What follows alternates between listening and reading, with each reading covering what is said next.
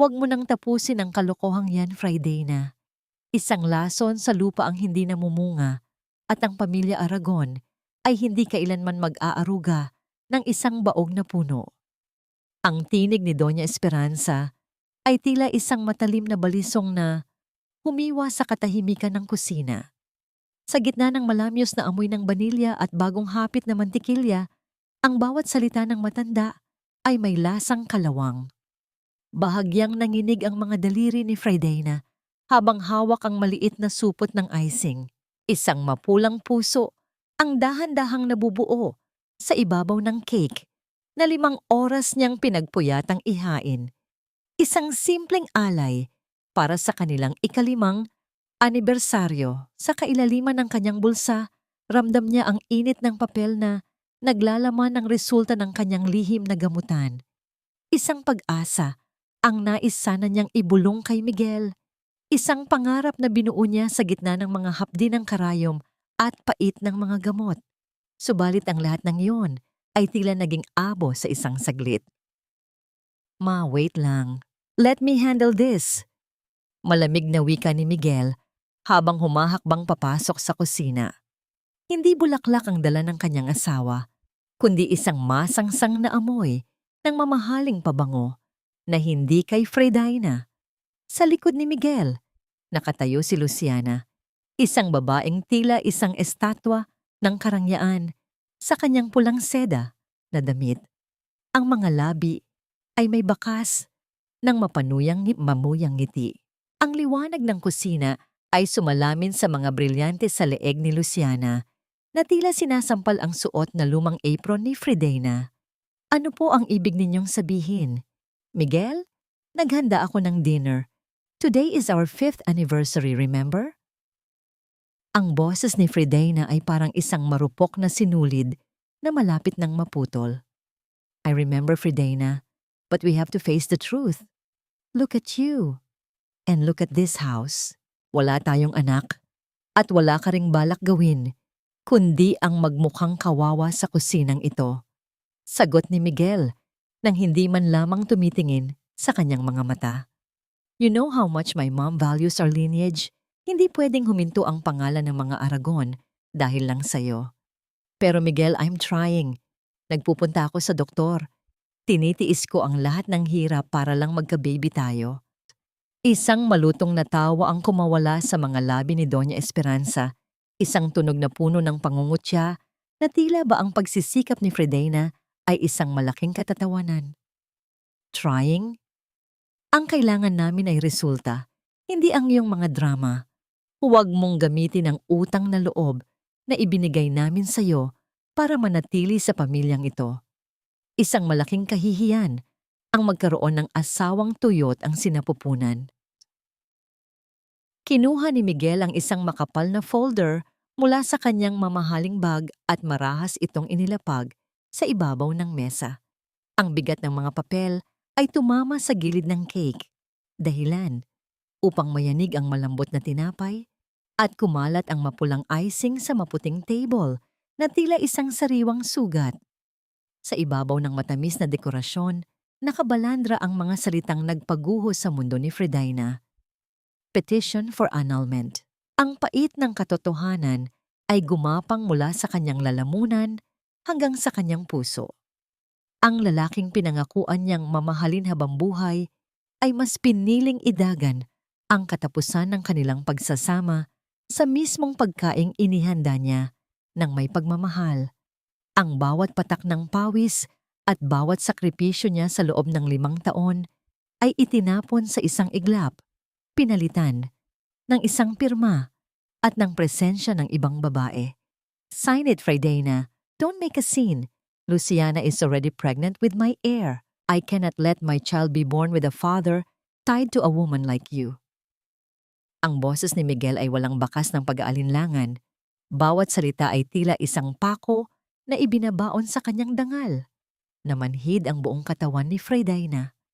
Ang hiya ay tila isang malapot na putik na bumalot sa kanyang pagkatao. Sa harap ng kanyang biyenang mapagmataas at ng babaeng kumuha ng kanyang pwesto, kinuha niya ang panulat. Ang kanyang kamay ay nanginginig, Hindi dahil sa takot, kundi dahil sa hapdi ng pagkakaalam na ang lahat ng kanyang katapatan ay naging basura lamang sa mata ng mga taong itinuring niyang pamilya.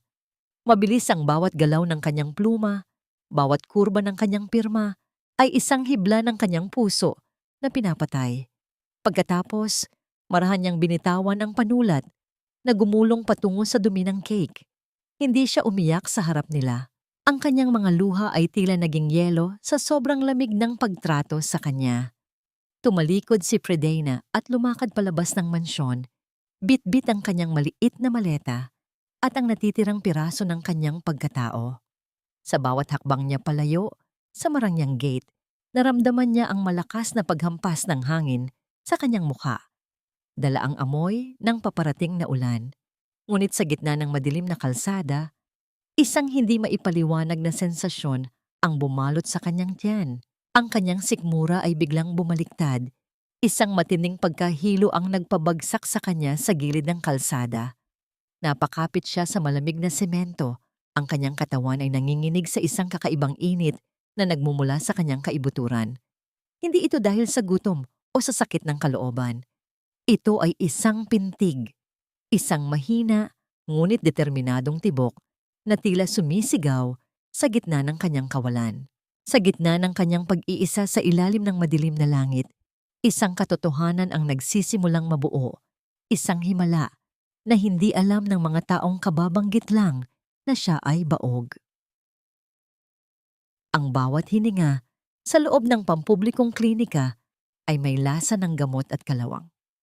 Nakaupo si Fredena sa isang upuang plastik na may biyak sa gilid, habang ang paligid ay puno ng ingay ng mga batang umiiyak at ang amoy ng murang isopropanol na sumusulasok sa kanyang ilong. Ang lamig ng semento ay gumagapang sa kanyang mga talampakan. Tila ba pinapaalala sa kanya ang bawat sentimo na wala siya sa kanyang bulsa. Sa kanyang harapan, ang isang doktor na may pagod na mga mata ay nakatitig sa kanya. Ang puting Amerikana nito ay may mantsa ng tinta, malayo sa mga dambuhalang gusali ng ospital na pagmamay-ari ng mga Aragon, kung saan ang lahat ay tila baginto at kristal. Mrs. Vergara, based on your tests, you're 6 weeks pregnant. Mataas ang stress levels mo, so you need to be very careful. Ang wika ng doktor sa gitna ng pagtipa sa isang lumang makinilya. Tumigil ang mundo ni Fredena. Ang bawat salita ay tila isang kidlat na gumuhit sa kanyang pandinig. Ang kanyang mga daliri ay nanginginig habang nakahawak sa laylayan ng kanyang kupas na blusa. 6 na linggo. 6 na linggo na palang may munting buhay na nananahan sa kanyang sinapupunan. Sa mismong sandaling itinuring siyang isang tuyot na sanga ng kanyang asawa at biyenan. Doc, are you sure? My husband's family, they said I'm barren. Sabi nila, wala na raw hope. Ang pabulong na tanong ni Fredena, ang kanyang boses ay nanginginig sa pagitan ng galak at matinding pait. The laboratory results don't lie, Mrs. Vergara. You're not the problem. Baka kailangan ding patingnan ng husband mo before. But for now, prioritize your health. Huwag kang masyadong mag-isip. Dagdag ng doktor bago iniabot ang isang pirasong papel na may mga nakasulat na bitamina. Lumabas si Fredena sa klinika na tila isang anino na naliligaw sa ilalim ng matirik na sikat ng araw. Ganito na lang ba ang tadhana? Bakit ngayon pa? Bakit kung kailan ang kanyang pirma ay tuyo na sa dokumento ng kanilang paghihiwalay, saka pa ibinigay ang biyayang 5 taon niyang ipinagdasal ng may luhang dugo? Ang bawat pintig sa kanyang tiyan ay tila isang malakas na sampal ng katotohanan. Hindi siya ang may kulang. Hindi siya ang sumira sa pangarap ng pamilya Aragon. Ang lahat ng panlalait ni Doña Esperanza, ang lahat ng pang-aalipusta sa kanyang pagkatao, ay pawang mga kasinungalingan lamang upang itapon siya sa kalsada. Huminto siya sa harap ng isang lumang phone booth sa kanto. Ang bakal ng telepono ay mainit dahil sa araw, at ang amoy ng usok ng mga sasakyan ay tila ba sumasakal sa kanya. Nanginginig ang kanyang mga daliri habang idinedeyal ang numerong kabisado ng kanyang puso. Isang pagkakataon na lang, sasabihin niya kay Miguel. Siguro, kapag nalaman ni Miguel na magkakaroon na sila ng anak, magbabago ang lahat. Siguro itatapon nito ang annulment papers at yayakapin siyang muli. Isang ring, dalawa, tatlo. Hello? Who's this? If you're one of those annoying creditors, Miguel is busy right now. Isang malambing ngunit nakakangilong boses ng babae ang sumagot sa kabilang linya. Si Luciana. Ang tinig nito ay tila ba isang matalim na karayom na tumusok sa pandinig ni Friday. Naririnig niya sa background ang mahinang tawanan ni Miguel at ang kalansing ng mga kubyertos na pilak. Mukhang nagdiriwang sila sa loob ng mansyong kailan lang ay itinuring niyang tahanan. I need to speak with Miguel. It's important. Pabulong na sabi ni Friday. Ang kanyang mga mata ay nagsisimulang manlabo dahil sa nagbabadyang luha. Oh, it's you, Friday. Look, stop calling us. Miguel and I are celebrating our engagement news sa family. Don't be so desperate, honey. Signed na ang papers, di ba? Just move on and find another life if you even have one. Pagkatapos ay isang malamig na katahimikan ang sumunod. Pinutol ni Luciana ang tawag ng walang pag-aalinlangan. Dahan-dahang ibinaba ni Friday ang telepono. Ang tunog ng pagkakabit ng handset ay tila ba ang huling pako sa kabaong ng kanyang mga pangarap. Ang kanyang pag-asa ay tila isang bula na pumutok sa gitna ng maruming kalsada ng Maynila. Hindi siya tatawag muli. Hinding-hindi niya ipapaalam ang tungkol sa batang ito sa mga taong itinuring siyang isang basura. Habang naglalakad siya sa gilid ng kalsada, ang langit ay biglang nagdilim at ang mga ulap ay tila ba nakisalamuha sa kanyang pighati. Isang malakas na buhos ng ulan ang biglang dumagsa. Nilulunod ang ingay ng lungsod. Sa gitna ng pagtakbo ni Friday upang makahanap ng masisilungan, isang marangyang itim na sasakyan ang mabilis na dumaan sa kanyang tabi. Ang gulong ng sasakyan ay tumama sa isang malalim na lubak na puno ng maruming tubig at putik.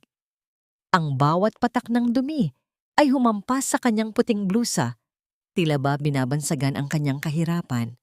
Huminto ang sasakyan sa tapat ng isang pulang ilaw.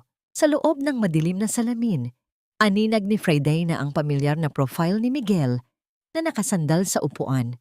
Abala sa kanyang cellphone, hindi man lamang naramdaman na ang babaeng binaliwala niya ay nakatayo sa ulan, basang-basa, at may dalang sikretong magpapabagsak sa kanyang buong mundo.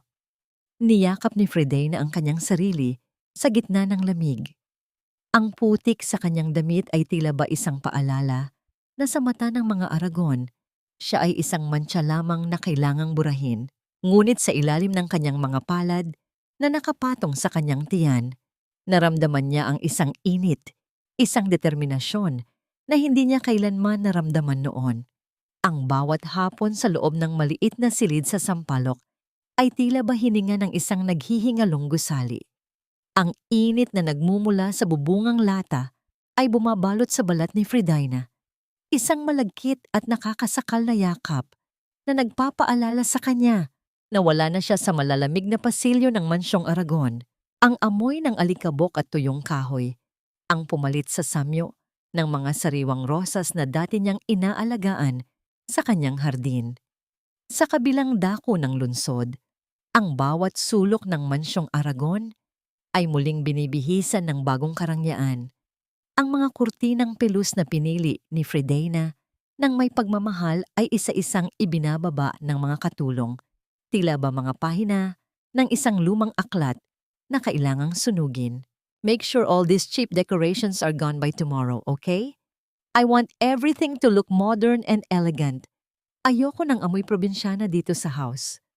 Ang maarteng utos ni Luciana habang itinuturo ang isang florera na gawa sa luwad, ang tanging bagay na naiwan ni Friday. Don't worry, Hija. This house deserves someone with class. Hindi tulad ng dati na parang laging amoy kusina ang bawat kwarto. Sagot ni Doña Esperanza Habang humihigop ng tsa, lumingon ang matanda kay Miguel. Nakakapasok pa lamang ng pinto. Ang mukha nito ay bakas ng pagod at tila ba may hinahanap na hindi matagpuan. Miguel, you should be grateful. Luciana is doing us a favor by fixing this mess. Isipin mo na lang ang sasabihin ng business partners natin if they see how dull this place was before. Utang na loob mo sa akin ang pagpili sa babaeng ito na magdadala ng tunay na dangal sa atin. Ang mariing dagdag ng matanda. Tumango lamang si Miguel. Ang kanyang mga mata ay pilit na umiiwas sa bakanting pwesto sa gilid ng bintana kung saan madalas nakaupo si Freday na noon. I know, ma. Just do whatever you want with the house. I have a lot of meetings for the new project. Habang ang mga Aragon ay abala sa pagbura ng kanyang bakas, si Freday na ay nakatayo sa harap ng isang dambuhalang gusali ng ospital. Ang kanyang suot na lumang blusa ay maayos na naplansa. Pilit na itinatago ang katotohanan ito na lamang ang natitira sa kanyang kakarampot na gamit. Dito, sa ilalim ng malamig at puting ilaw ng Medical Records Department, siya ay magsisimula muli bilang isang hamak na accountant. Ang bawat oras ng kanyang trabaho ay isang pakikipagbuno sa pagod. Ang bawat pahina ng mga ledger na kanyang binubuklat ay tila ba mas mabigat kaysa sa mga bakal. Kailangan niyang magtiis. Ang bawat sentimong kikitain niya ay para sa munting buhay na dahan-dahang humuhubog sa loob ng kanyang katawan. Isang gabi, habang ang lahat ng kanyang mga kasamahan ay nakaalis na, nanatili si Freday na upang tapusin ang mga backlog ng ospital. Ang katahimikan ng pasilyo ay binabasag lamang ng mahinang pag-ikot ng bentilador at ang bawat mabigat na buntong hininga ng kanyang pagod. Ang amoy ng matapang na sabon at bleach ay tila balason sa kanyang sikmura, nagdudulot ng isang pamilyar na pagbaliktad ng kanyang tiyan. Dahan-dahan siyang tumayo upang kumuha ng tubig, ngunit ang kanyang paningin ay biglang nagdilim. Ang mga anino sa pader ay tila ba sumasayaw, at ang sahig ay tila ba naging isang malalim na balon. Sa kanyang tangkang huwag bumagsak, ang kanyang kamay ay tumama sa isang tuumpok ng mga file na nagdulot ng pagkalat ng mga papel sa sahig na tila ba mga puting pakpak na nabali. Bago pa man siya tuluyang mawalan ng malay, isang pares ng matitigas at mainit na bisig ang sumalo sa kanyang gumuho na katawan. Ang amoy ng kape at isang banayad na bango ng sandalwood ang huling bagay na pumasok sa kanyang pandama. Miss, are you okay? Hey, stay with me! Isang malalim at baritong boses ang umalingaw-ngaw sa kanyang pandinig. Nang dahan-dahang imulat ni Freday na ang kanyang mga mata, bumungad sa kanya ang isang mukhang puno ng pag-aalala. Isang lalaking nakaputing gown, ang kanyang mga mata sa likod ng salamin ay tila ba nakababasa ng bawat lihim na pilit niyang itinatago. Si Dr. Santino Reyes, ang kanyang mga kamay ay nananatiling nakasuporta sa likod ni Freday na isang hawak na hindi nagtataglay ng panghuhusga, kundi ng isang tapat na malasakit. You're overworking yourself and you're not eating enough. Alam mo bang delikado ang ginagawa mo sa lagay mo? Ang tanong ni Santino, ang kanyang tinig, ay tila ba isang mahinang agos ng tubig na nagpapakalma sa naglalayag na takot ni Freday na. I'm fine, Doc. Marami lang pong ginagawa. Pilit na pagbangon ni Freday na, pilit na ibinabalik ang kanyang pader ng hiya. No, you're not fine. Ang tibok ng puso mo ay masyadong mabilis at ang mga mata mo ay nagsasabi ng ibang kwento. Titig ni Santino, tila ba tinitimbang ang bawat salita ng babaeng nasa harap niya. Sa sandaling iyon, ang mga mata ni Santino ay bumaba sa bahagi ng baywang ni Freday na. Kahit maluwag ang kanyang suot, ang dahan-dahang pagbabago ng hugis ng kanyang katawan ay hindi nakatakas sa mapanuring mata ng isang dalubhasa. Isang tahimik na pagkilala ang dumaan sa pagitan nila.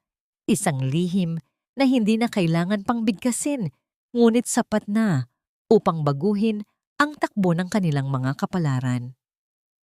Sa bawat pagpatak ng ulan sa labas ng bintana ng ospital, Ang bawat hininga ni Fredena ay tila ba isang mabigat na pasanin na ayaw kumawala sa kanyang dibdib. Sa loob ng maliit na opisina ni Dr. Santino Reyes, ang amoy ng matapang na kape at ang banayad na bango ng lumang papel ay tila ba isang kuta laban sa malupit na mundo sa labas. Uminom ka muna nito. It's warm water with a bit of lemon. Makakatulong yan sa pagkahilo mo. Ang malumanay na utos ni Santino habang inilalapag ang isang basong salamin sa harap ni Fredena. Salamat po, Doc. Pero kailangan ko na pong bumalik sa station. Marami pa po akong lulutusing payroll. Pilit na pagtayo ni Fredena, ang kanyang mga daliri ay mahigpit na nakakapit sa gilid ng mesa. Ang kanyang hiya ay tila ba isang makapal na baluti. Ayaw niyang isipin ng iba na siya ay mahina o naghahanap ng espesyal na atensyon. Friday na, listen to me.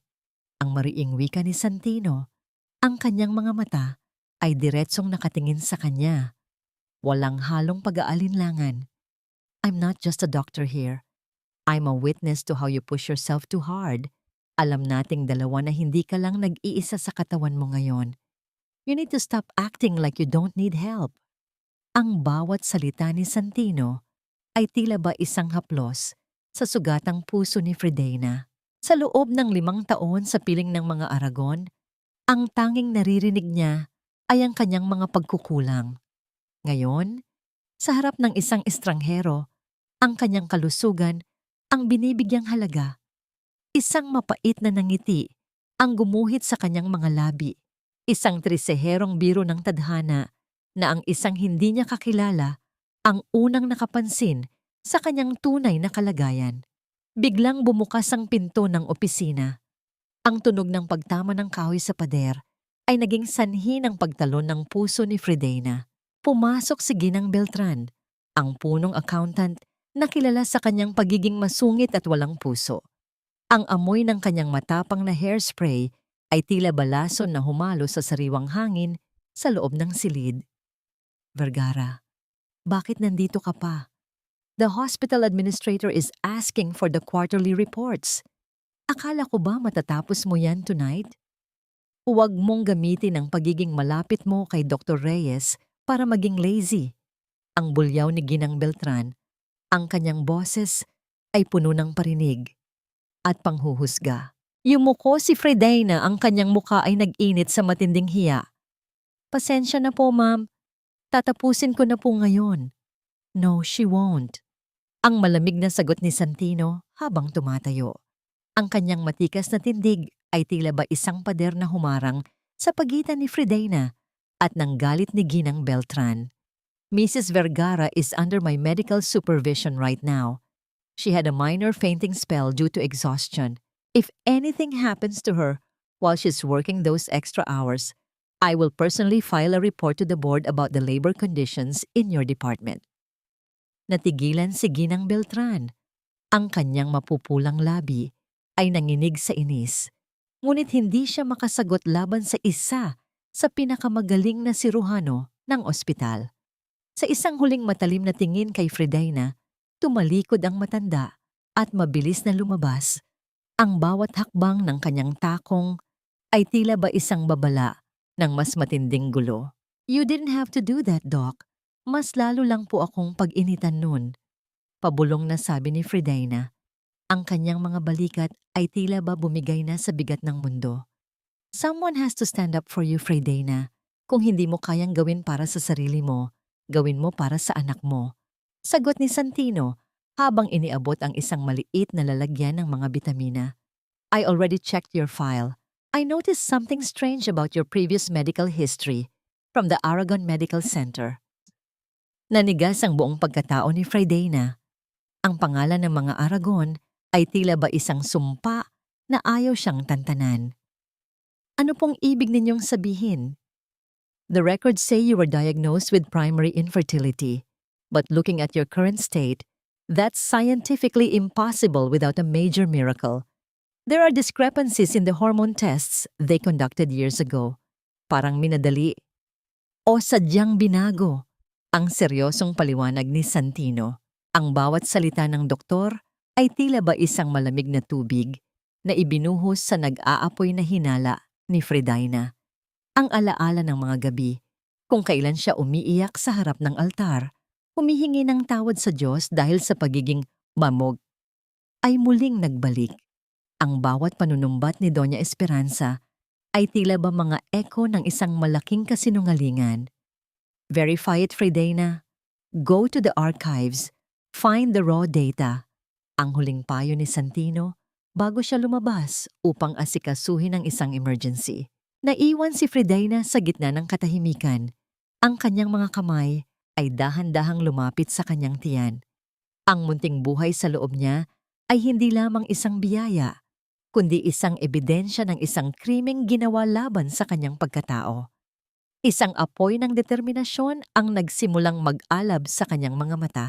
Habang naglalakad siya patungo sa madilim na pasilyo ng Records Department, hindi niya alam na sa kabilang bahagi ng lungsod, si Miguel ay nakaupo sa isang marangyang restaurant kasama si Luciana at ang ilang mga opisyal ng ospital. Ang bawat tawa at kalansing ng mga baso ng alak sa kanilang lamesa ay tila ba mga selebrasyon sa ibabaw ng bangkay ng kanyang nakaraan. Sa gitna ng kanyang paghahanap sa loob ng maalikabok na warehouse ng mga dokumento, ang kanyang kamay ay tumama sa isang luma at naninilaw na folder. Sa ibabaw nito, nakasulat ang pamilyar na pangalan, Fridayna Celestina Vergara, patient number 8812. Sa loob ng folder, isang nakatuping papel ang nahulog. Ito ay isang sulat kamay na resibo ng isang malaking halaga ng pera, may lagda ng dating doktor ni Fridayna at ang pamilyar na inisyal na EAA sa ilalim ng salitang consultation fee for altered diagnosis. Ang bawat hibla ng buhok sa katawan ni Fridayna ay tumayo. Ang katotohanan ay tila ba isang dambuhalang alon na humampas sa kanyang buong mundo. Hindi lamang siya itinapon, sadyang binaluktot ang kanyang tadhana upang siya ay magmukhang basura. Sa kailaliman ng imbakan ng mga luma at maalikabok na dokumento, ang bawat paghinga ni Fridayna ay tila ba humahalo sa amoy ng nabubulok na papel at lumang tinta. Ang malamig na hanging nagmumula sa luma at kinakalawang na aircon ay nanunuot sa kanyang balat. Tila ba mga daliri ng nakaraan na pilit siyang hinahila pabalik sa kadiliman. Hawak niya ang dilaw na folder, ang ebidensya ng isang buhay na ninakaw sa kanya. EA, Esperanza Aragon. Pabulong na sambit ni Fridayna. Ang kanyang tinig ay nanginginig sa gitna ng naglalakihang mga istante. Ang bawat letra sa resibong yon ay tila ba mga uod na gumagapang sa kanyang paningin. 5 taon. 5 taon siyang namuhay sa ilalim ng bigat ng kasalanang hindi niya ginawa. Tuwing gabi, bago matulog sa tabi ni Miguel, humihingi siya ng tawad sa kanyang asawa dahil sa kabiguan niyang maging isang ganap na ina. Tuwing linggo sa loob ng simbahan, idinadalangin niya na sana ay kunin na lang ng Diyos ang lahat sa kanya. Huwag lang ang pagkakataong magkaanak. Ngunit ang lahat ng yon ay isang masalimuot na dula lamang na isinulat ni Doña Esperanza. Sa kabilang bahagi ng lungsod, sa loob ng marangyang mansyon ng mga Aragon, ang bawat sulok ay maliwanag at puno ng halakhakan. Ang amoy ng inihaw na mamahaling karne at ang samyo ng imported na alak ay sumusulasok sa bawat kwarto. Isang piging ang idinaraos para sa tagumpay ng bagong proyekto ni Miguel, ngunit ang tunay na reyna ng gabi ay si Luciana. Cheers to our new beginning, Miguel. This house feels so alive now, di ba? Wala na yung heavy atmosphere na dala ng dating nakatira dito. Wika ni Luciana habang idinidikit ang kanyang katawan kay Miguel. Ang bawat haplos niya ay may kasamang pagmamalaki. Tila ba ipinapamukha sa lahat na siya na ang nagmamay-ari ng trono. You're right, sweetheart. Everything is much better now. I feel free, sagot ni Miguel. Ngunit may isang bahagi ng kanyang puso ang tila ba nakakaramdam ng isang kakaibang panlalamig. Tumingin siya sa pwesto sa dining table kung saan laging nakaupo si Fridayna noon. Tahimik, mapagkumbaba, at laging inuuna ang pagsisilbi sa kanya. Miguel, don't space out. Inumin mo tong wine. We need to celebrate. At saka ma, look at the curtains. Bagay na bagay sa bagong chandelier, di ba? Parinig ni Luciana kay Doña Esperanza na nakaupo sa dulo ng mesa na parang isang emperatriz. Of course, Hija. You have impeccable taste. Hindi katulad ng iba dyan na akala mo ay laging nasa palengke ang taste. Sagot ng matanda. Ang kanyang mga mata ay nagniningning sa katuwaan habang tinitingnan ang dumi ng nakaraan na tuluyan na niyang naialis sa kanyang pamumuhay. Bumalik ang eksena sa madilim na bodega ng ospital. Niyakap ni Friday na ang folder sa kanyang dibdib. Ang bawat tibok ng kanyang puso ay tila ba isang tambol ng naghahanda para sa isang digmaan. Hindi na siya ang babaeng iiyak sa isang sulok at tatanggapin ang bawat sampal ng tadhana. Ang bawat panunumbat na natanggap niya noon ay tila ba naging gasolina na nag-aapoy sa kanyang determinasyon. Ganito na lang ba ang halaga ko, Miguel? Isang transaksyon lang para sa inyo ang buhay ko? Ang tanong ni Fredena sa hangin. Ang kanyang hiya ay dahan-dahang napapalitan ng isang matinding puot. Ang puot ng isang ina na ipinaglalaban ang dangal ng kanyang dinadala. Dahan-dahan siyang lumabas ng bodega, tinitiyak na walang makakakita sa kanya. Ang bawat hakbang niya sa malamig na pasilyo ng ospital ay may kasamang bagong bigat. Kailangan niyang mag-ingat. Hindi pa ito ang tamang oras para sumabog. Kailangan niyang mag-ipon ng lakas. Kailangan niyang protektahan ang kanyang anak. Kinabukasan, habang abala si Friday na sa pag-aayos ng mga payroll, isang pamilyar na boses ang narinig niya sa labas ng kanyang opisina. Isang boses na nagpatayo sa lahat ng balahibo sa kanyang katawan. Isang boses na nagdala ng amoy ng kamatayan at pagkukunwari. Excuse me, I have an appointment with Dr. Santino Reyes. I'm Luciana Cruz, the fiancé of Miguel Aragon. We're here for a check-up. Ang maarte at mapagmataas na tinig ni Luciana ang umalingaw-ngaw sa lobby. Nanigas si Fridaina sa kanyang kinauupuan. Ang kanyang mga kamay ay dahan-dahang bumaba sa kanyang tiyan na nagsisimula ng bumukol. Sa loob ng ilang metro, ang babaeng kumuha ng kanyang asawa at ang babaeng naging dahilan ng kanyang pagpapalayas ay narito sa mismong lugar kung saan niya sinusubukang bumuo ng bagong buhay. Hindi siya pwedeng makita ni Luciana. Kapag nalaman ng mga Aragon na siya ay buntis, gagawin nila ang lahat upang bawiin ang bata o sirain ang kanyang buhay muli. Ang bawat hininga ni Friday na ay naging mababaw, tila ba isang hayop na nagtatago sa gitna ng masukal na kagubatan. Mula sa maliit na siwang ng kanyang pinto, nakita ni Friday na si Luciana na naglalakad patungo sa direksyon ng opisina ni Santino. Ang bawat kembot nito ay puno ng kayabangan. Ngunit ang mas nakakapanginig ng laman ay ang kasunod ni Luciana, si Doña Esperanza, na may dalang mga regalo para sa mga doktor. Tila ba naghahanda na muling bumili ng katotohanan sa pamamagitan ng pera. Ma'am, bawal po ang pumasok dyan ng walang clearance. Ang boses ng isang guard, ngunit tinabig lamang ito ni Esperanza. Sa loob ng kanyang opisina, kinuha ni Friday na ang folder ng kanyang ebidensya at mabilis itong isinilid sa loob ng kanyang bag. Ang kanyang puso ay tila ba sasabog na sa kaba. Ngunit bago pa man siya makapagtago, ang pinto ng kanyang maliit na accounting office ay marahas na bumukas. Isang pares ng mga matang puno ng pagkagulat at unti-unting napapalitan ng matinding galit ang bumungad sa kanya. Fridaina, is that you? Anong ginagawa mo sa basurang lugar na to?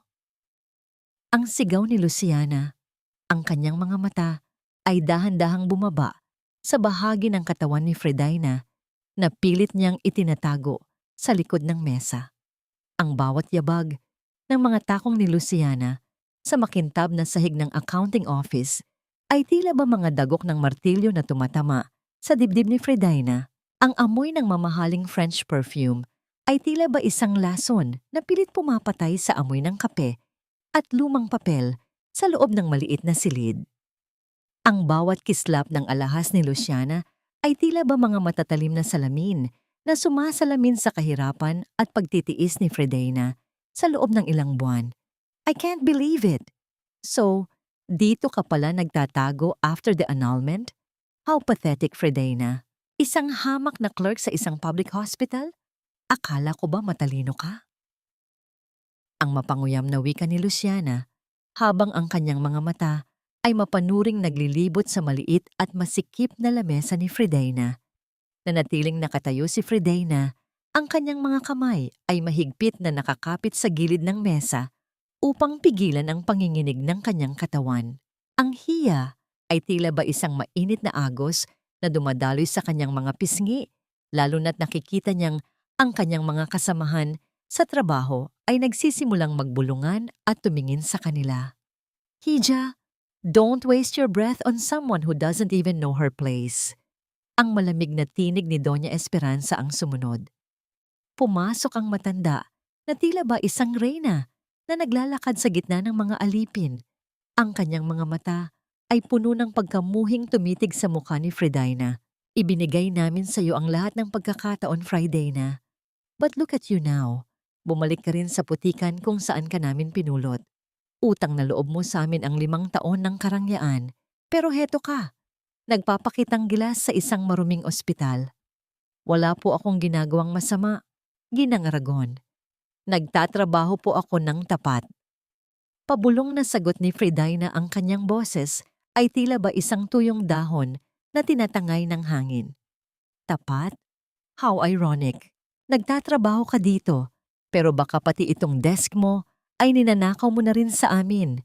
Halakhak ni Luciana. Ngunit biglang tumigil ang kanyang tawa. Ang kanyang mga mata ay tumanim sa gitnang bahagi ng katawan ni Fredina. Isang mapanuring titig ang dumaan sa bahagyang umumbok na baywang ni Fredina na pilit itinatago ng kanyang maluwag na uniforme. Dahan-dahang lumapit si Luciana. Ang bawat hakbang niya ay puno ng banta. Wait, bakit parang tumataba ka? O baka naman, hindi lang pagkain ang laman niyan? Ang bawat hibla ng buhok ni Fredina ay tumayo. Ang kanyang puso ay tila ba isang ibon na nagpupumiglas sa loob ng isang masikip na hawla. Inilipat niya ang kanyang pwesto upang itago ang kanyang tiyan sa likod ng isang tumpok ng mga folder. Ngunit huli na. Ang hinala ay tila ba isang apoy na mabilis na kumalat sa mga mata ni Luciana. Oh my God, Ma! Look! Parang buntis ang ex-wife ni Miguel. Sigaw ni Luciana. Ang kanyang tinig ay puno ng galit at pandidiri. Who is the father, Fredina? Isang janitor dito? O baka naman nakahanap ka agad ng papalit kay Miguel sa kalsada? Shut up, Luciana! Wala kang alam. Ang unang pagkakataon na tumaas ang boses ni Fredina. Ang kanyang mga mata ay nagniningning sa gitna ng nagbabadyang luha. Hindi para sa kanyang sarili, kundi para sa dangal ng munting buhay na kanyang dinadala. How dare you raise your voice at her? Ang mariing saway ni Doña Esperanza. Kinuha ng matanda ang kanyang mamahaling bag at marahas na hinampas ang mesa ni Fredina dahilan upang malaglag ang isang baso ng tubig at mabasa ang mga dokumento. You are nothing but a disgrace. Isang baog na babaeng nagpabuntis sa kung sino-sino para lang may maipagmalaki. You are a stain to the Aragon name kahit wala ka na sa pamilya namin. Sa gitna ng tensyon, isang matikas na figura ang humarang sa pintuan. Ang amoy ng sandalwood at ang malamig na aura ni Dr. Santino Reyes ang agad na pumawi sa init ng kaguluhan. Ang kanyang mga mata sa likod ng salamin ay tila ba mga yelong tumititig sa 2 babaeng lumalapastangan sa kanyang departamento. Is there a problem here, ladies? Ang baritong boses ni Santino ay tila ba isang kulog na nagpatahimik sa lahat. Dr. Reyes, we were just checking on your staff. She's being very rude to us. Agad na nagpalit ng anyo si Luciana. Ang kanyang tinig ay naging malambing at tila ba isang biktima. I don't think so, sagot ni Santino habang lumalapit kay Fredina. Maingat niyang kinuha ang folder na basa ng tubig at inilagay sa isang ligtas na lugar. Tumingin siya kay Doña Esperanza nang walang takot. "This is my department, and Mrs. Vergara is one of my best employees. If you have no official business here, I suggest you leave before I call the hospital security for harassment." "Harassment? Do you know who we are?" Ang banta ni Esperanza, ang kanyang mga mata, ay nanlilisik sa galit. "I know exactly who you are, Ginang Aragon. And I also know what kind of donations you give to influence medical reports." Ang makahulugang sagot ni Santino na nagpatigil sa tibok ng puso ni Esperanza. Namutla ang matanda. Ang kanyang labi ay nanginig ngunit hindi siya nakakibo. Hinila niya ang braso ni Luciana at mabilis na tumalikod. Ang bawat hakbang nila ay puno ng kahihiyan sa harap ng maraming nakasaksi. Ngunit bago tuluyang makalabas, lumingon si Luciana kay Fredena. Isang matalim na tingin na tila ba isang sumpa. "Hindi pa tayo tapos, Fredena. Sisiguraduhin kong malalaman ni Miguel ang tungkol sa batang yan. Let's see if he will ever believe that it's his." Ang huling parinig ni Luciana bago sila tuluyang nawala sa paningin. Naiwang nanginginig si Fredina sa kanyang kinatatayuan. Ang katahimikan ng opisina ay tila ba mas nakakabingi kaysa sa kaninang sigawan. Dahan-dahan siyang napaupo sa kanyang upuan. Ang kanyang mga kamay ay dahan-dahang lumapit sa kanyang tiyan. Ang lamig ng pawis sa kanyang noo ay tila ba isang paalala na ang kanyang lihim ay hindi naligtas. "Are you okay?" tanong ni Santino. Ang kanyang tinig ay puno ng tunay na pag-aalala. Umiling si Fredina. Ang kanyang mga luha ay tuluyan ng umagos, tahimik at puno ng pait. "Malalaman po nila, Doc. Kukunin nila ang anak ko o papatayin nila ako sa hiya." "Not while I'm here." Ang sagot ni Santino. Ang kanyang kamay ay sandaling pumatong sa balikat ni Fredina. Isang pangakong tila ba isang liwanag sa gitna ng nagbabadyang unos. Ang bawat buntong hininga ni Fredina sa loob ng madilim na silid ng archives ay tila ba humahalo sa makapal na alikabok na sumasayaw sa ilalim ng malamig na liwanag ng bumbilya. Ang katahimikan ng gabi sa ospital ay binabasag lamang ng mahinang ugong ng aircon at ang bawat mabigat na tibok ng kanyang puso. Hawak niya ang folder na tila ba isang buhay na nilalang na nagpupumiglas sa kanyang mga kamay. Ang bawat pahina ay may amoy ng lumang tinta at panlilinlang, isang amoy na 5 taon niyang kinalakihan sa mansyon ng mga Aragon. "Narito ang lahat, Doc. Ang ebidensya na hindi ako ang may kulang." Pabulong na wika ni Fredina habang inilalatag ang mga dokumento sa harap ni Santino. Tiningnan ni Santino ang bawat piraso ng papel. Ang kanyang mga mata sa likod ng salamin ay tila ba naging mga talim ng kutsilyo sa tindi ng talas. Nakita niya ang pirma ni Dr. Arnaldo, ang dating doktor ni Fredina, at ang maliit ngunit malinaw na nota sa gilid. "Patient is healthy. Revise results as per EA's instructions." This is not just medical malpractice, Fredina. This is a crime against your womanhood. Isang sadyang pagpatay sa iyong karapatang maging ina para lang makuha ang gusto nila. Ang malamig at baritong boses ni Santino ay tila ba isang kulog sa gitna ng silid. Isang mapait na ngiti ang gumuhit sa mga labi ni Fredina. Naalala niya ang mga gabing nakaluhod siya sa malamig na sahig ng kanilang kwarto, humihingi ng tawad kay Miguel dahil sa kasalanan ng kanyang sinapupunan. Naalala niya ang bawat mapanakit na salita ni Doña Esperanza, bawat utang na loob na isinusumbat sa kanya dahil sa pagkupkop sa isang babaeng hindi raw makapagbigay ng tagapagmana. Ang bawat alaala ay tila ba isang latay na muling nagdurugo sa kanyang kaluluwa. 5 years, Doc. 5 taon akong naniwala na ako ang may diferensya. I suffered in silence while they were laughing behind my back. Ang boses ni Fredina ay nanginginig, Hindi dahil sa takot, kundi dahil sa isang puot na dahan-dahang lumalamon sa kanyang pagkatao.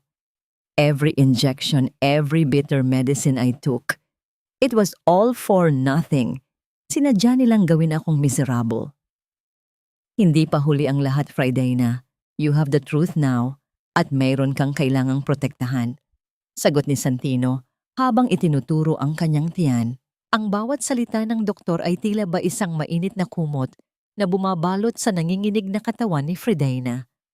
Pero paano, Doc? They have the money, the power. Kanina pa lang sa office, nakita niyo kung paano nila ako tratuhin. Para akong isang dumi na gusto nilang apakan. Ang pag-aalinlangan ay tila ba isang makapal na pader sa harap ni Fridayna. Ang kanyang hiya ay muling bumabalik. Ang takot na baka sa huli, siya pa rin ang lumabas na masama sa mata ng lipunan. Wealth can buy silence, but it cannot hide a heartbeat forever. Titig ni Santino, ang kanyang mga mata ay puno ng determinasyon. I will help you. We will make copies of everything. I have contacts in the medical board who hate this kind of corruption. We will fight them, step by step. Dahan-dahang kinuha ni Fridayna ang panulat at sinimulang lagdaan ang autorisasyon para sa investigasyon. Ang bawat kurba ng kanyang pirma ay tila ba isang deklarasyon ng digmaan. Hindi na siya ang Fridayna na yumuyuko sa harap ng mga Aragon. Ang bawat panlalait nila kanina ay naging tuntungan niya upang makaahon sa putikan ng kanyang nakaraan. Habang ang dalawa ay abala sa loob ng archives, sa kabilang panig ng lungsod, isang marangyang piging ang nagaganap sa bakuran ng mga Aragon. Ang amoy ng inihaw na tupa at ang samyo ng mamahaling alak ay sumasama sa hanging gabi. Si Miguel ay nakatayo sa gitna ng karamihan. Hawak ang kamay ni Luciana na tila ba isang tropeo. Ngunit ang bawat tawa ni Miguel ay tila ba pilit. Ang kanyang mga mata ay pabalik-balik sa gate ng mansyon. Tila ba may hinihintay na hindi darating. Miguel, darling, stop looking at the gate. I'm right here. Bulong ni Luciana.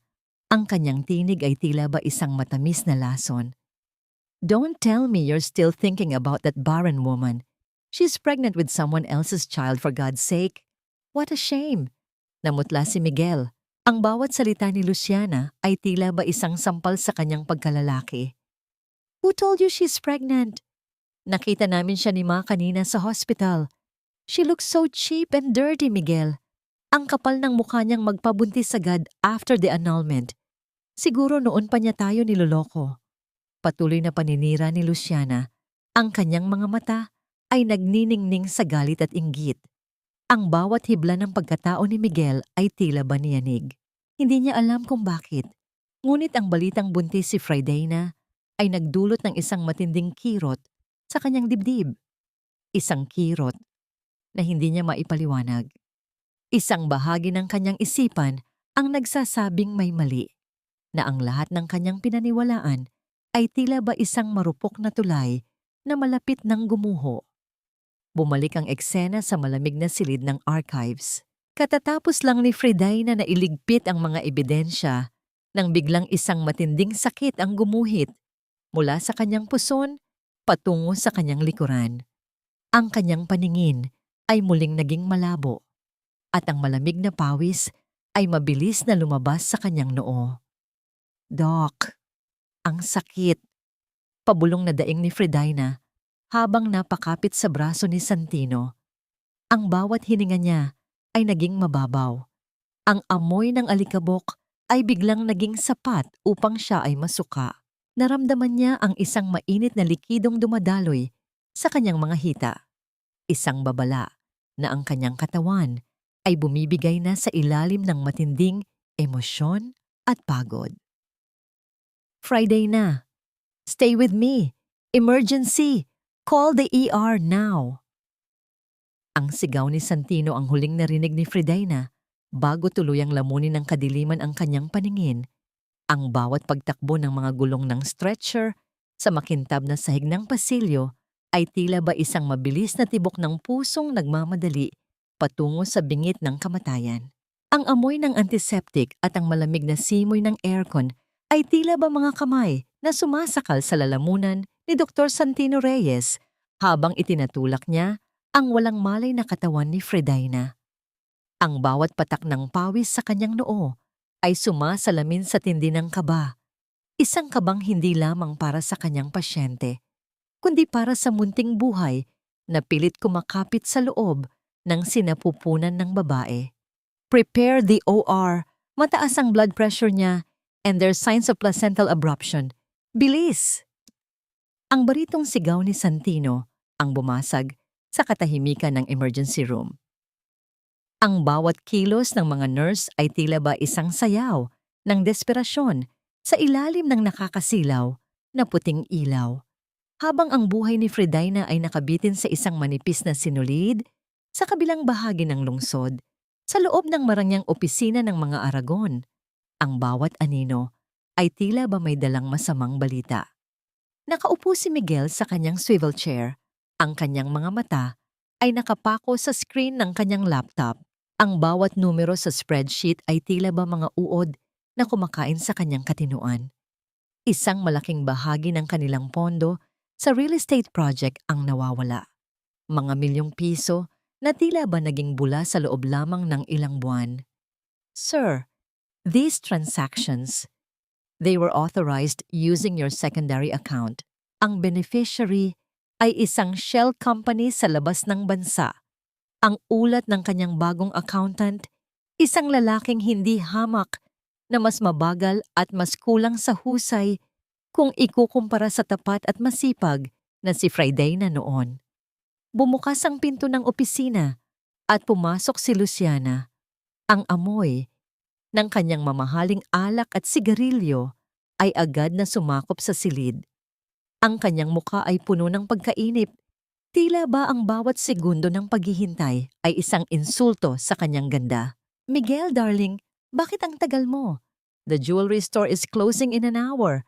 Sabi mo, we'll buy the engagement necklace today. Ang maarteng reklamo ni Luciana habang humahilig sa balikat ni Miguel.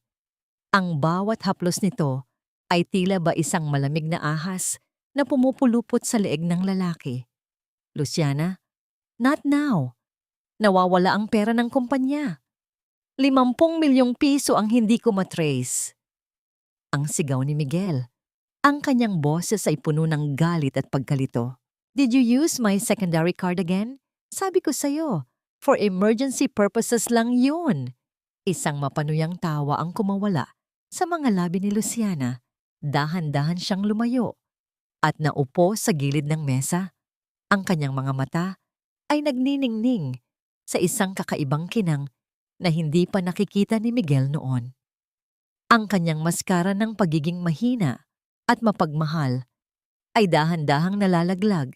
Inilalantad ang isang mukhang puno ng kasakiman at panlalamig. Emergency?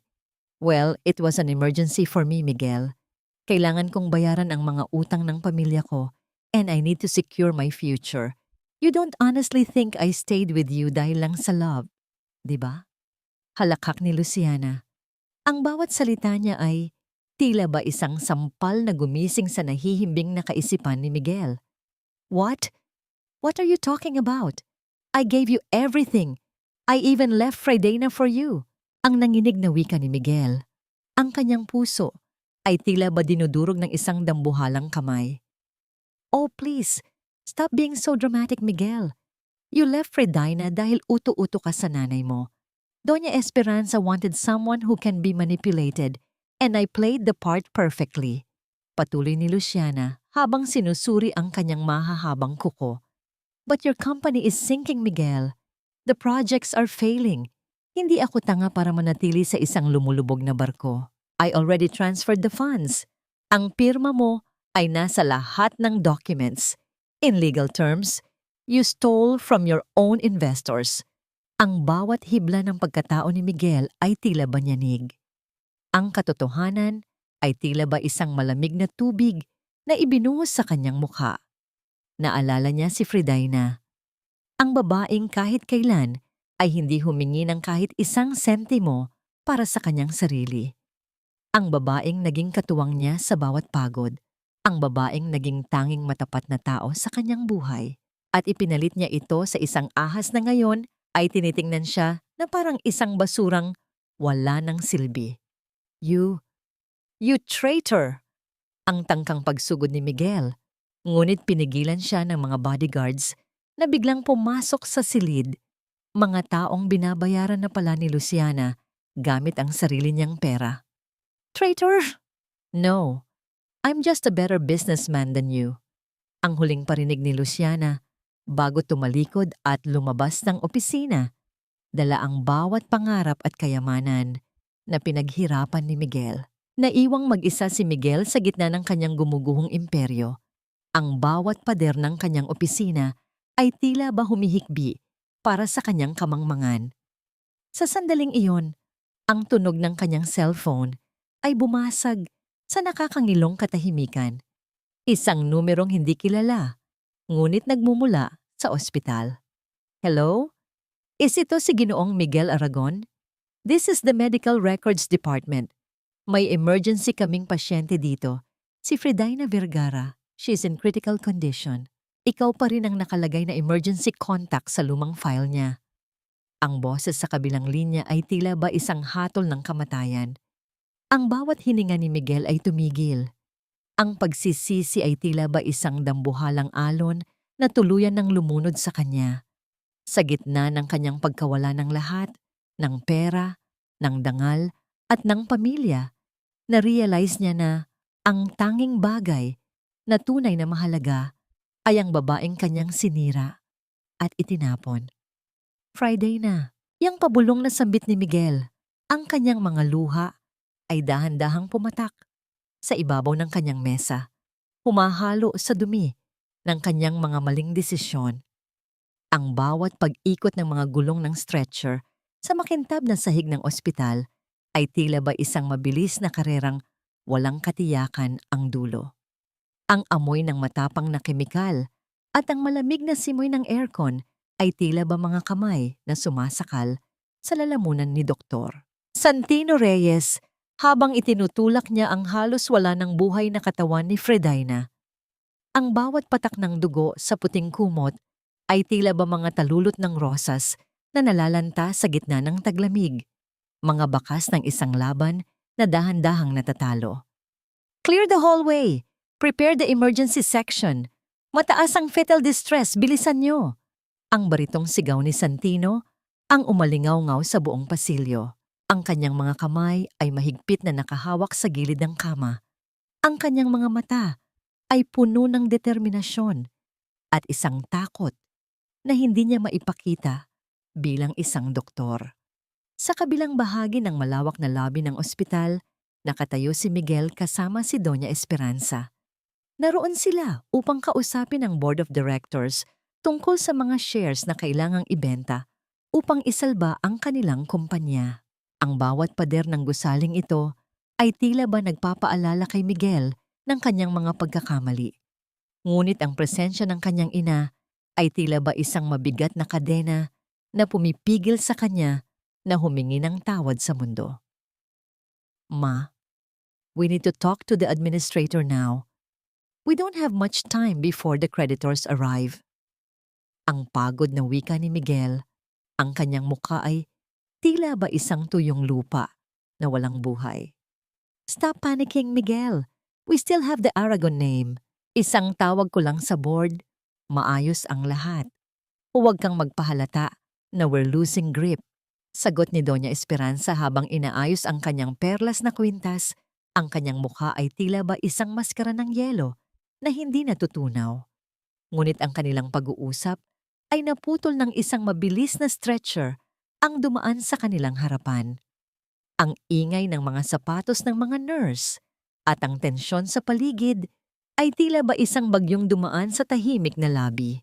Sa isang sandali, ang bawat hibla ng pagkatao ni Miguel ay tila ba tumigil.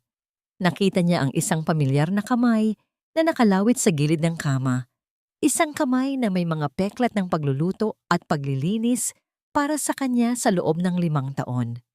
Friday na! Ang pabulong na sambit ni Miguel. Ang kanyang boses ay tila ba isang tuyong dahon na tinangay ng hangin. Huminto ang mundo ni Miguel nang makita niya ang mukha ni Fredaina. Ang kanyang dating asawa ay maputla pa sa pader ng ospital. Ang kanyang mga labi ay kulay ube at ang kanyang mga mata ay pilit na nakapikit sa gitna ng matinding sakit. Ngunit ang mas nakapagpatigil sa tibok ng puso ni Miguel ay ang malaking umbok sa ilalim ng dugo ang kumot. Ang kanyang dinadalang bata na tila ba isang lihim na ngayon lamang nabunyag sa pinakamasakit na paraan. Oh my God, Miguel, look at that scandal. Is she really giving birth here? Ang dumi-dumi niya, nakakahiya. Ang maingay na parinig ni Doña Esperanza, ang kanyang mga mata ay puno ng pagkamuhi habang tinitingnan ang dugo ang stretcher. Umalis na tayo dito bago tayo makita ng mga kakilala natin na malapit sa babaeng yan. Ma, shut up! Ang unang pagkakataon na sinigawan ni Miguel ang kanyang ina. Ang kanyang mga mata ay nanunubig habang nakatitig sa papalayo na stretcher. Hindi niya alintana ang mga taong nakatingin sa kanila. Ang tanging nakikita niya ay ang babaeng sinira niya. Ang babaeng itinapon niya bilang isang baog na ngayon ay nag-aagaw buhay para sa isang batang maaaring sa kanya rin nagmula. Sa loob ng stretcher, sa gitna ng kanyang papalayong malay, dahan-dahang itinaas ni Fredaina ang kanyang nanginginig na kamay. Ang kanyang mga daliri ay mahigpit na humawak sa veil ng puting gown ni Santino. Ang kanyang mga labi ay gumalaw, walang tunog na lumabas, ngunit ang bawat galaw ay isang pagsusumamo, isang hiling na iligtas ang bata. Kahit na ang kapalit ay ang kanyang sariling buhay, nakita ni Miguel ang tagpong iyon mula sa malayo. Ang bawat haplos ni Santino sa noo ni Fredaina at ang paraan ng pagprotekta nito sa kanya ay tila ba mga saksak sa dangal ni Miguel. Siya dapat ang nandoon. Siya dapat ang humahawak sa kamay na yon. Ngunit ang kanyang sariling mga desisyon ang naglayo sa kanya sa kaisa-isang taong tunay na nagmahal sa kanya. Patawarin mo ako, Fredaina.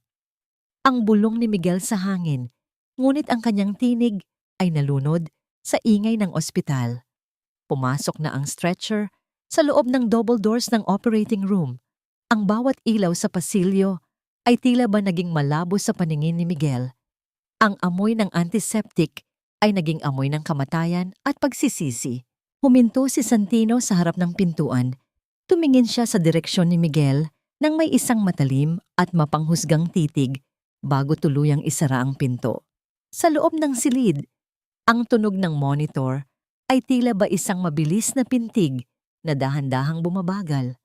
Ang bawat linya sa screen ay tila ba isang talambuhay na malapit nang matapos. Isang matinding katahimikan ang bumalot sa buong gusali nang ang pulang ilaw sa ibabaw ng pinto ay biglang sumindi. Isang babala na ang bawat segundo ay isang laban sa pagitan ng unang hininga at ng huling paalam.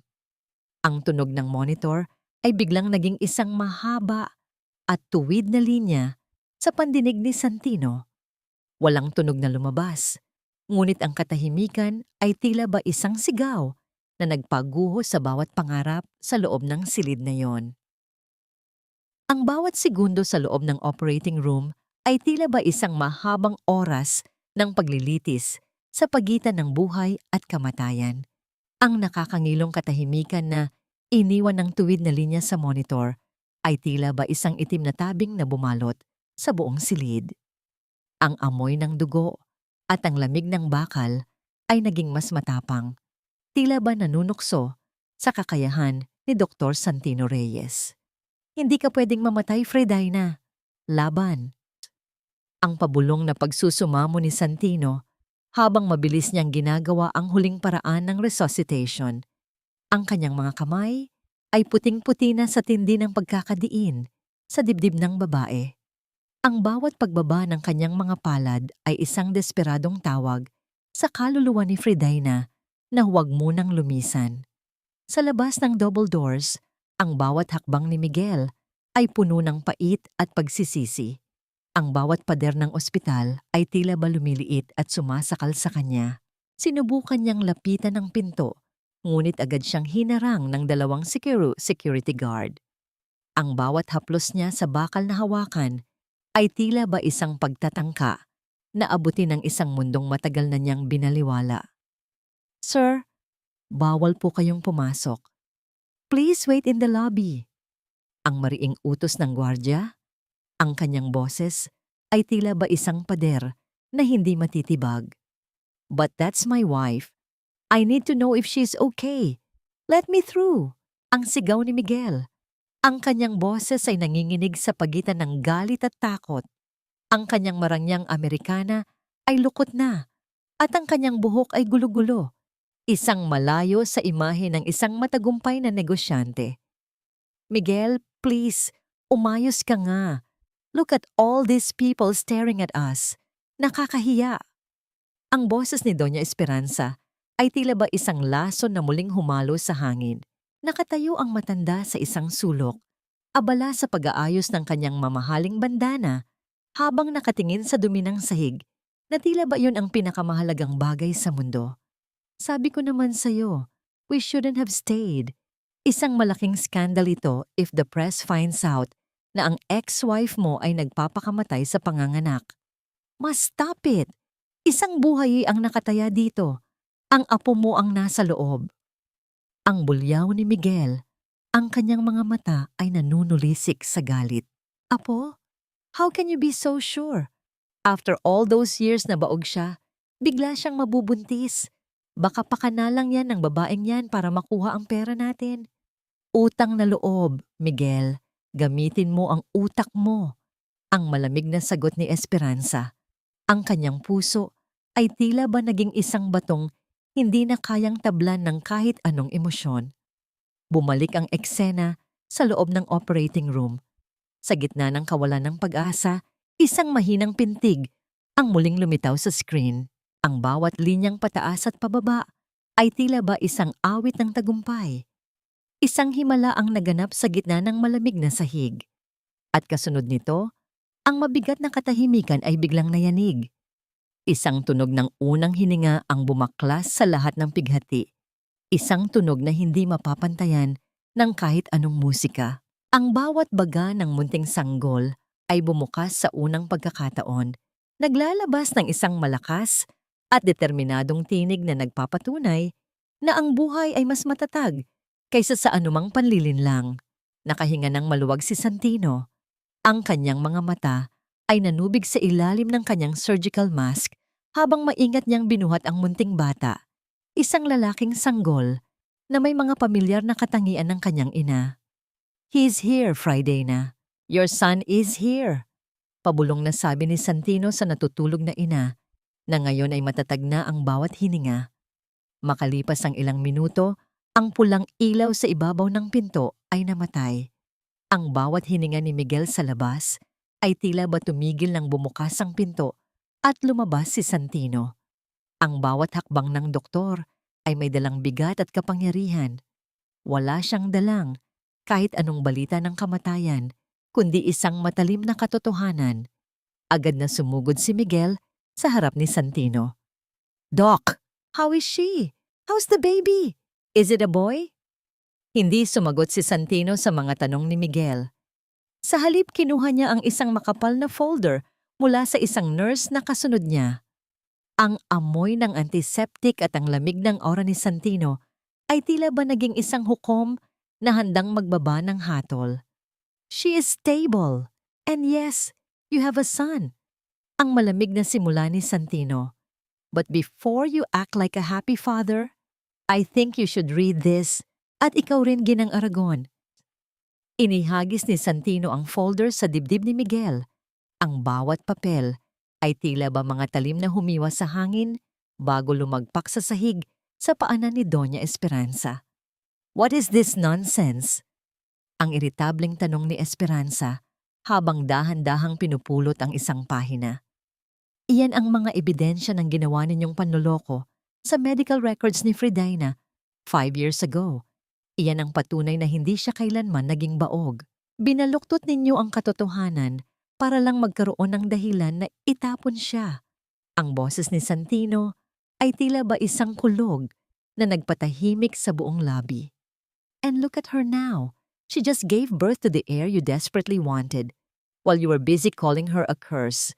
Namutla si Doña Esperanza. Ang papel sa kanyang kamay ay nanginig at dahan-dahang nalaglag sa dumi ng sahig. Ang bawat salita ni Santino ay tila ba isang sampal na nagtanggal sa lahat ng kanyang maskara ng dangal. Ang bawat taong nakatambay sa lobby ay nagsimulang magbulungan. Ang bawat tingin ay naging mapanghusga. Napaluhod si Miguel sa gitna ng pasilyo. Ang katotohanan ay tila ba isang dambuhalang bato na dumagan sa kanyang buong pagkatao. Ang bawat panlalait niya kay Fredina, ang bawat gabing hinayaan niyang saktan ito ng kanyang ina, ay muling nagbalik sa kanyang isipan bilang isang matinding sumpa. She wasn't barren. I was the one who was blind. Pabulong na sambit ni Miguel habang ang kanyang mga luha ay dahan-dahang pumatak sa puting geres ng ospital, humahalo sa mga papel ng kanyang sariling kasalanan. Ang bawat kislap ng mga perlas sa leeg ni Doña Esperanza ay tila ba naging mga butil ng lason sa gitna ng maliwanag na lobby ng ospital. Ang katahimikan na bumalot sa paligid ay hindi isang kapayapaan, kundi isang mabigat na timbang na nagbabadyang gumuho sa bawat pader ng dangal ng mga Aragon. Ang bawat pares ng mata ng mga pasyente, nurse at doktor na nakasaksi sa pagbubunyag ni Dr. Santino Reyes ay tila ba mga talim na humihiwa sa bawat hibla ng pagkatao ng matanda. This is all a lie. Gawa-gawa lang ang lahat ng ito. Miguel, don't just stand there. Gawin mo ang lahat para patahimikin ang doktor na ito. Ang sigaw ni Doña Esperanza, ang kanyang boses ay pumiyok sa tindi ng kaba at galit. Ang kanyang mga kamay ay nanginginig habang pilit na inaayos ang kanyang mamahaling bandana. Tila ba ito ang magsisilbing proteksyon laban sa katotohanan? Hindi na ito gawa-gawa, Ma. Look at the documents. Your signature is everywhere. You paid them to make her look like a failure. Ang pabalik na sigaw ni Miguel habang nakaluhod pa rin sa sahig. Ang bawat salita niya ay tila ba isang pagsusuka ng lahat ng pait na kinimkim niya. Ang kanyang hiya ay tuluyan ng naging abo. Wala na siyang pakialam kung sino ang nakakakita sa kanya. You killed our family before it even started. Isang apo, may anak na sana tayo noon pa, pero pinatay mo ang pagkakataong yun. I did it for you. Para sa future mo. She was just a commoner, Miguel. Hindi siya karapat-dapat sa pangalan natin. Pagtatanggol ng matanda, ang kanyang mukha ay namumula na sa tindi ng emosyon. Ang bawat utang na loob na palagi niyang isinusumbat ay tila ba naging isang marupok na sandata na wala ng talim. Ngunit ang bawat salita ni Esperanza ay naputol ng ang tunog ng mabibigat na sapatos ng mga pulis ay umalingaw-ngaw sa lobby. Ang amoy ng basang semento mula sa labas ay humalo sa hanging aircon. Dala ang balita ng isang paparating na uno. 4 na opisyal ang lumapit. Ang kanilang mga uniforme ay tila ba mga anino ng hustisya sa gitna ng marangyang ospital. Ginang, Esperanza Aragon, you are under arrest for medical fraud, bribery, and falsification of public documents. Ang mariing wika ng hepe ng mga pulis habang inilalabas ang warrant. Ang bawat hibla ng pagkatao ni Esperanza ay tila banyanig. Ang lamig ng bakal ng posas nang dumampi ito sa kanyang mga pulso ay tila ba isang kagat ng ahas na nagpatigil sa kanyang mundo. Ang bawat kislap ng brilyante sa kanyang mga daliri ay nawalan ng ningning sa harap ng madilim na bakal. Bitawan niyo ako. I will sue all of you. You don't know who I am. I am an Aragon. Ang pagsusumigaw ng matanda habang dahan-dahan siyang hinihila ng mga pulis patungo sa labas. Ang bawat hakbang niya ay puno ng kahihiyan. Ang bawat sigaw niya ay naging isang katatawanan sa pandinig ng mga taong dati niyang minaliit. Sa kabilang bahagi ng lobby, si Miguel ay naiwang mag-isa, nakatingin sa papalayo na anino ng kanyang ina. Ang kanyang kumpanya ay bankrupt. Ang kanyang reputasyon ay wasak at ang tanging babaeng tunay na nagmahal sa kanya ay nasa loob ng ICU. Nagpapadede ng isang batang hindi niya alam kung kailan niya mahahawakan. Ang pagsisisi ay tila ba isang dambuhalang alon na tuluyan ng lumunod sa kanyang katinoan. Samantala, sa loob ng recovery room, ang bawat hininga ni Fridayna ay naging malalim at matatag. Ang amoy ng bagong silang na sanggol at ang init ng munting balat nito sa kanyang dibdib ay tila ba isang himala na nagpawis sa lahat ng sakit ng nakaraan. Dahan-dahan niyang imulat ang kanyang mga mata at bumungad sa kanya ang mukha ni Santino na nakatayo sa gilid ng kanyang kama nang may isang banayad na ngiti. Tapos na ang lahat, Fridayna. She's gone. Wala na ang mga taong nanakit sa'yo. Pabulong na sabi ni Santino. Tumingin si Fridayna sa kanyang anak. Ang munting kamay ng bata ay dahan-dahang humawak sa kanyang daliri. Isang hawak na tila ba isang pangako ng isang bagong simula. Ang bawat luhang pumatak sa mga pisngi ni Fridayna ay hindi na luha ng pait, kundi luha ng kalayaan. Ang bawat pananakit, bawat panunumbat, at bawat kasinungalingan ay naging tuntungan niya upang maging isang matatag na ina. Hindi ako papayag na saktan kanila, anak. Hinding-hindi. Ang pabulong na panata ni Fridayna habang hinahalikan ang noo ng sanggol. Sa labas ng bintana, ang ulan ay dahan-dahang tumitila.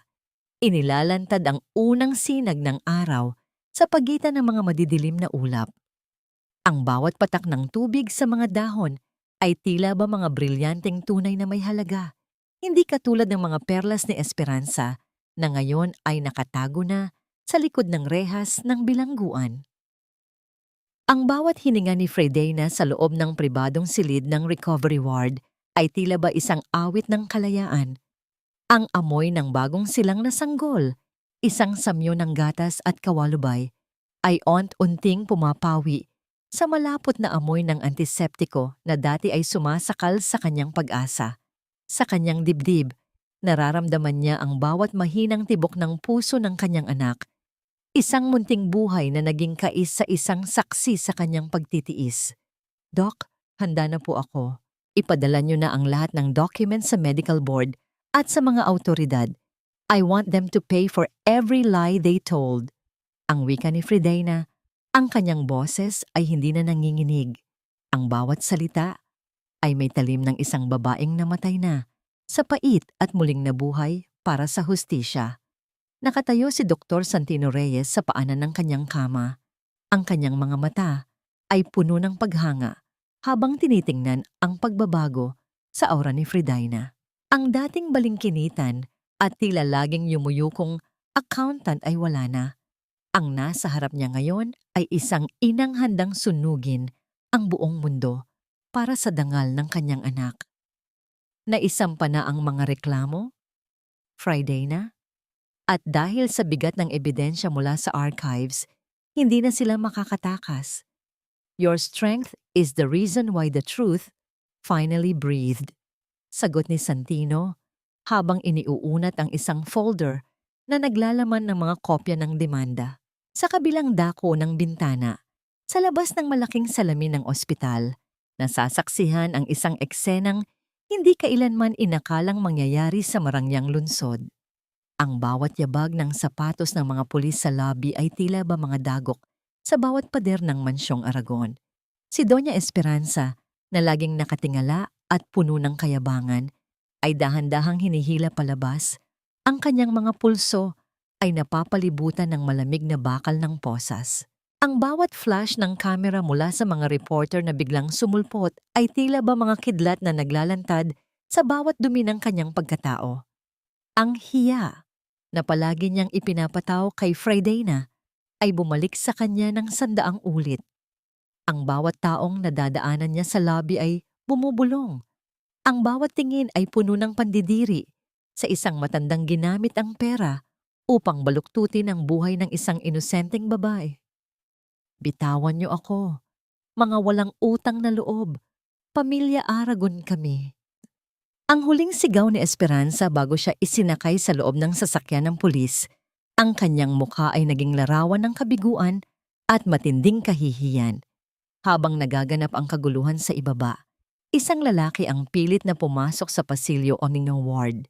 Si Miguel. Ang kanyang muka ay tila ba isang luhang natuyo sa gitna ng init ng araw. Ang kanyang mga mata ay namumugto, ang bawat hibla ng kanyang buhok ay gulo-gulo, at ang kanyang mga balikat ay nakalaylay na tila bapasan niya ang buong daigdig. Fredena, please, let me in. I just want to see our son. I want to say sorry. Ang pagsusumamo ni Miguel sa labas ng pinto, ang kanyang boses ay tila ba isang tuyong dahon na humihingi ng ulan. Dahan-dahang tumingin si Fredena sa pinto. Ang bawat alaala ng 5 taon ng pananakit. Ang gabi ng anibersaryo, kung kailan siya pinalaya sa gitna ng ulan. At ang bawat panlalait na tinanggap niya bilang baog ay muling dumaan sa kanyang isipan. Ngunit sa halip na galit, isang malalim na panlalamig ang bumalot sa kanyang puso. Hindi ka pwedeng pumasok, Miguel. Ang lalaking itinapon ako noong kailangan ko siya ay walang pwesto sa duyan ng anak ko.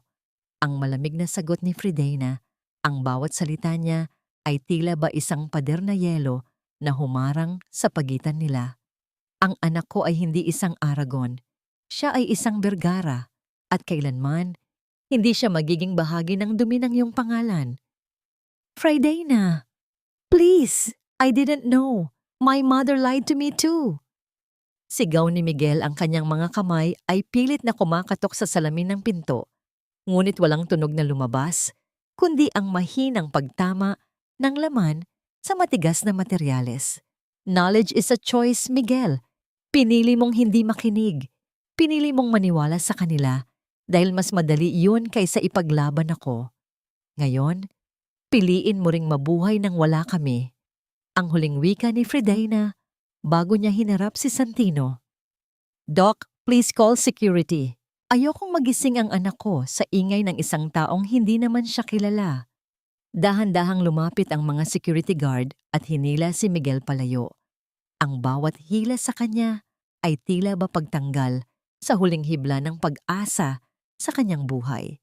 Naiwan siyang nakatingin sa puting pinto na dahan-dahang sumasara, isang pintong naghihiwalay sa kanyang madilim na nakaraan at sa maliwanag na hinaharap ni Fredena.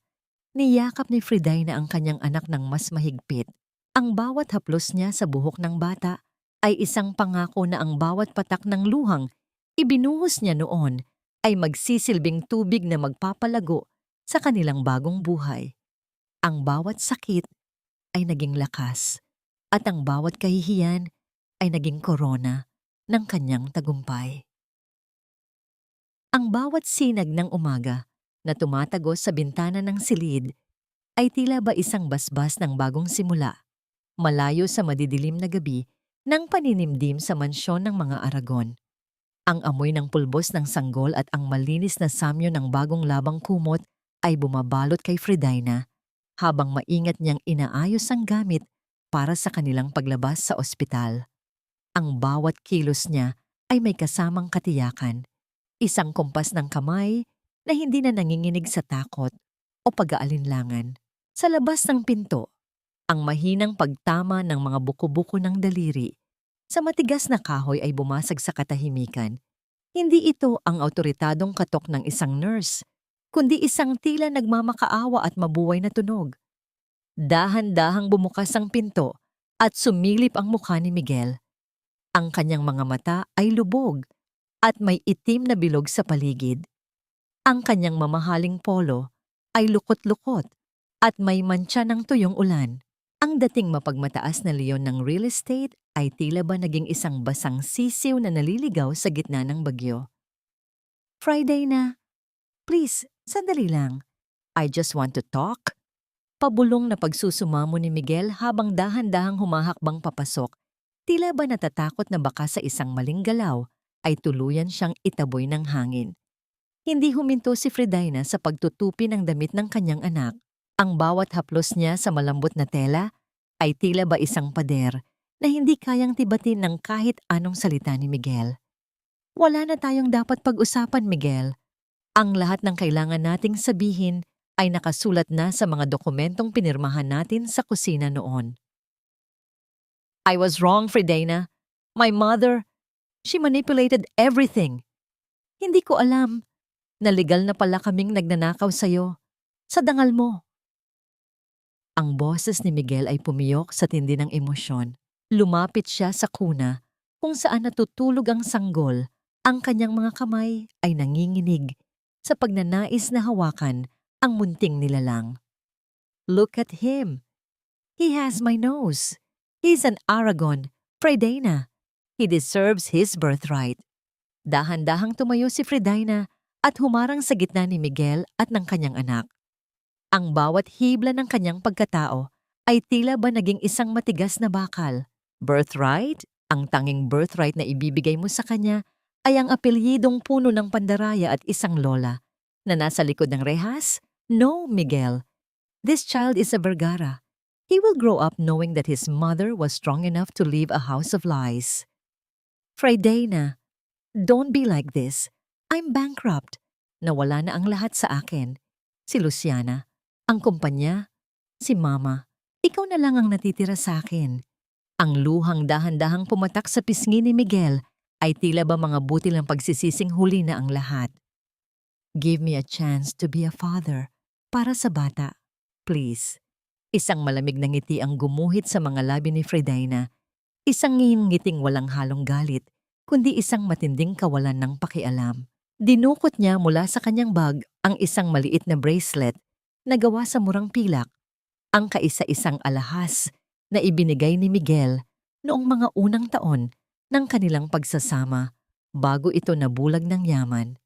Marahan niyang inilapag ang bracelet sa ibabaw ng mesa. Ang tunog ng pagtama ng metal sa matigas na salamin ay tila ba ang huling hininga ng kanilang relasyon. You chose to leave me, Miguel, when I needed you most. Noong naniniwala akong baog ako at nagmamakaawa para sa kaunting kalinga mo, nasaan ka? You were busy building a throne on top of my pain. Ang bawat salita ni Fredaina ay tila ba mga yelong tumititig sa kaluluwa ng lalaki. Huwag mong dungisan ang mga mata ng anak ko ng iyong kaduwagan. You're not here because you love us. You're here because you have nowhere else to go. Napaatras si Miguel. Ang bawat salita ni Fredaina ay tila ba mga saksak sa kanyang dibdib na mas masakit pa sa anumang pagkatalo sa negosyo. Ang hiya na palagi niyang ipinaparamdam kay Fredaina noon ay siya namang lumalamon sa kanya ngayon.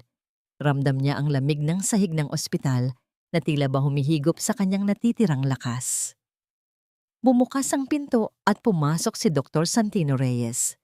Ang matikas na tindig ng doktor at ang amoy ng sandalwood na dala nito ay tila ba naging isang pananggalang para kay Fredaina.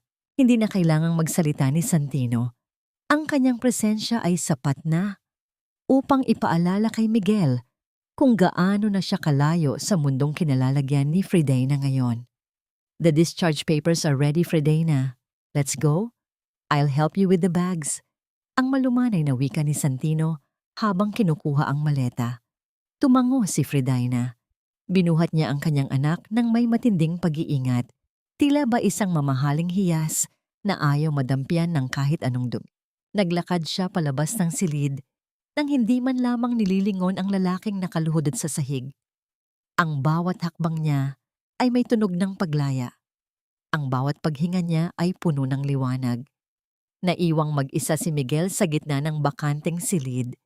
Ang tanging naiwan sa kanya ay ang maliit na bracelet sa ibabaw ng mesa at ang amoy ng pulbos ng sanggol na dahan-dahang tinatangay ng hangin. Ang pintuan ay dahan-dahang nagsara. Ang mahinang paglapat ng kahoy sa hamba ay tila ba ang pinal na hatol ng tadhana. Ang bawat pangarap niya ay tuluyan ng naging anino. Habang si Fredaina ay naglalakad patungo sa sikat ng araw, dala ang tanging kayamanang hindi kailanman mabibili ng pera ng mga Aragon. Ang bawat sinag ng araw na tumatagos sa bintana ng kaniyang bagong opisina ay tila ba isang mainit na yakap ng tadhana, malayo sa madidilim at malalamig na pasilyo ng kaniyang nakaraan. Ang amoy ng sariwang kape at ang alimyon ng mga bagong lathalang papel ay humahalo sa banayad na bango ng kaniyang sariling tagumpay, isang bango ng propesyonalismo at pagtitiwala sa sarili. Sa ibabaw ng kanyang lamesang gawa sa matigas na kahoy, isang plaka ang nagniningning. Friday na Celestina Vergara, Chief Financial Officer. Dito sa mismong ospital kung saan siya dati ay isang hamak na clerk na kinukutya. Siya na ngayon ang nagpapatakbo ng bawat sentimo at bawat transaksyon. Ang bawat hakbang niya sa makintab na sahig ay may tunog ng kasiguruhan.